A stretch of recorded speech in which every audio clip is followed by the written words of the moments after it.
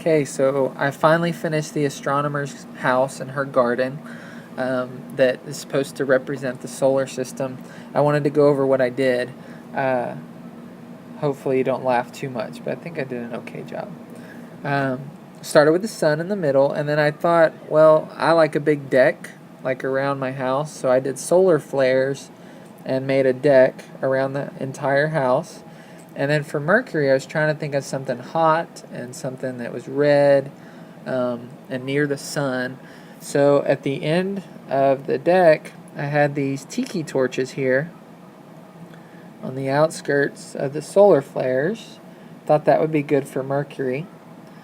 And then I was reading about Venus, and it says Venus is the brightest thing in the sun, or the brightest thing in the sky at night besides the moon. So I thought these little lanterns hanging all around the deck, kind of all this stuff here, I thought that would be a good representation of stuff that's bright.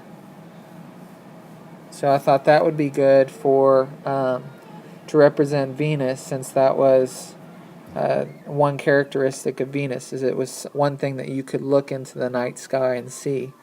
So I thought the lanterns all the way around would be a good representation of that.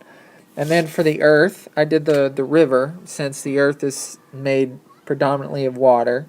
And then it had little chunks of land. You can see the little chunks of land here in the river.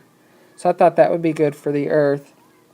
And then right outside the Earth, this gray kind of gravel area, I thought would be good for the moon. Because gravel, I think of the moon kind of being all dusty and sandy. So I thought that would be good for the moon. And then outside of that, I have Mars. And I couldn't think, what could I do for Mars? And then Faith actually helped me out. She'll be proud that I said that, because she was all excited about it. She thought, well, what about one of those brick fire pits? And I could do red bricks, since it's a red planet. So I did a little fire pit over here on a deck. And I thought that would be good for Mars. Or Faith thought that would be good, actually. And then outside of those 4 planets, I did the asteroid belt. And I thought this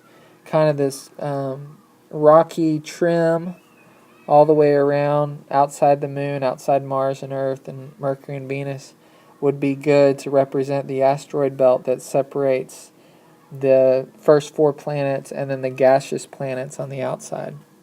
So I did that.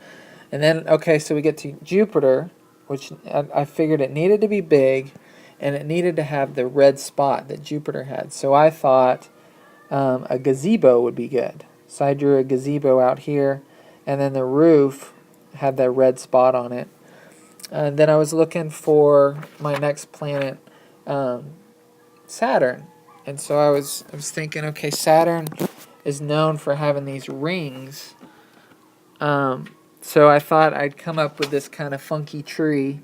So I have this tree over here that is separated into rings. You can see a ring here, and then a bigger ring, and then another ring there. So I thought that would be good for Saturn. And then I moved on to Uranus, which I couldn't think of anything to do. But I did a little bit of research, and I found that it was the first planet to be located using a telescope. So I thought, well, this is an astronomer, so the astronomer, maybe she'd want a telescope. So I put a telescope over here on a nice little deck, and that represents Uranus. And then Neptune is named after the god of the sea. So I thought, well, what garden isn't good with either a pond or a pool? So I thought that would represent Neptune over here, our little pond. So that's what I did my garden as. Notice it's not on poster paper, it's not 3D, it's just markers and crayons. So don't go crazy this weekend trying to do something big if you don't have the time for it. I just took me some time coloring and being a little creative. But I hope you like the astronomer's house and her garden. Have a good weekend.